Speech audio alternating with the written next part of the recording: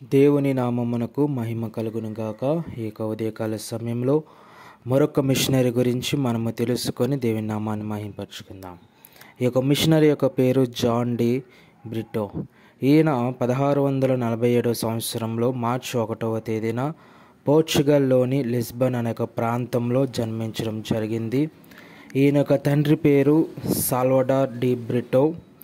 ఈయన మన భారతదేశంలో తమిళనాడు, మదురై పరిసర ప్రాంతాల్లో వారి విస్తృతమైన సేవా పరిచర్యను కొనసాగించినారు. అదే నాలో ఈ యొక్క డి బ్రిటో చిన్నతనంలోని అనారోగ్యం కారణంగా దాదాపు మరణం అంచుల వరకు కూడా వెళ్ళాడు. కానీ అతని తల్లి ప్రార్థన ద్వారా అతను స్వస్థత పొందితే అతనిని జెస్యూట్ కాసుకు ధరిస్తారని ప్రతిజ్ఞ చేసింది. తర్వాత అతను తన ఆరోగ్యాన్ని తిరిగి పొందాడు.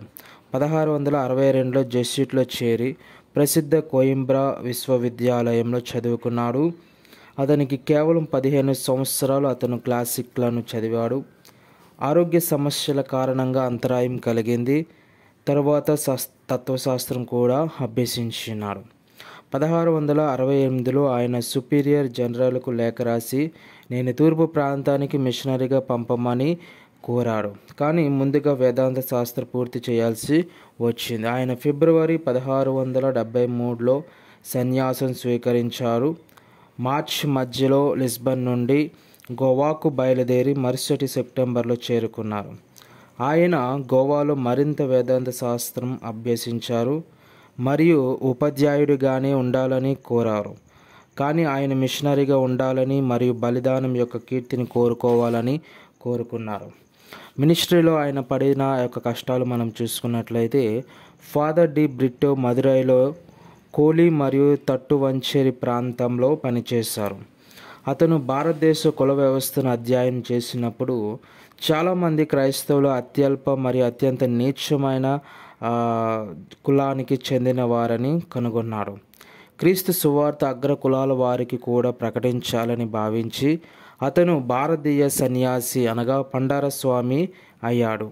అతను తన జీవన శైలిని మార్చుకున్నాడు. ప్రతిరోజు కొంచెం అన్నం మాత్రమే తింటాడు మరియు చాప మీద పడుకుంటాడు.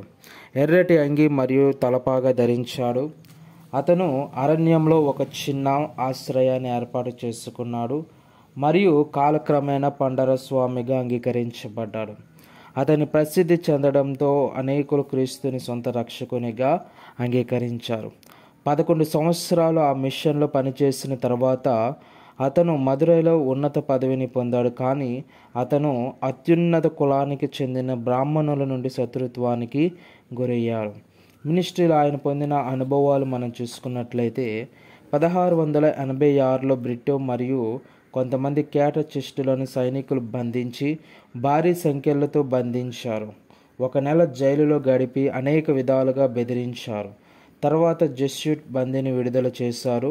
అతను మదురైకి తిరిగి వచ్చినప్పుడు భారతదేశంలో మిషన్ స్థితిని నివేదించడానికి పోర్చుగల్కు తిరిగి రావడానికి అతన్ని నియమించారు. 10 నెలల తర్వాత లిస్బన్కు చేరుకొని అతను ఒక భారతీయ మిషనరీ సాహసోపేత జీవితాన్ని వర్ణిస్తూ విశ్వవిద్యాలయాలు మరియు కళాశాలలను పర్యటించాడు. 1690లో తిరిగి మదురైలోని మిషన్కు తిరిగి వచ్చాడు. జెస్యూట్ మిషనరీ రాత్రిపూట స్టేషన్ నుండి స్టేషన్కు ప్రయాణించి పూజలు నిర్వహించి క్రీస్తుని నమ్మిన వారికి బాప్తిసం కూడా ఇచ్చినాడు. ఆ కాలంలో యువరాజు తడయ తహాను మతం మార్చడంలో ఆయన సాధించిన విజయం పరోక్షంగా అతని మరణానికి దారితీసింది. యువరాజు క్రైస్తవ మతంపై ఆసక్తి కలిగి ఉన్నాడు. బాప్తిజం తర్వాత యువరాజు తన అనేక మంది భార్యలలో ఒకరిని మాత్రమే ఉంచుకోగలరని డి బ్రిటో పట్టుబట్టాడు.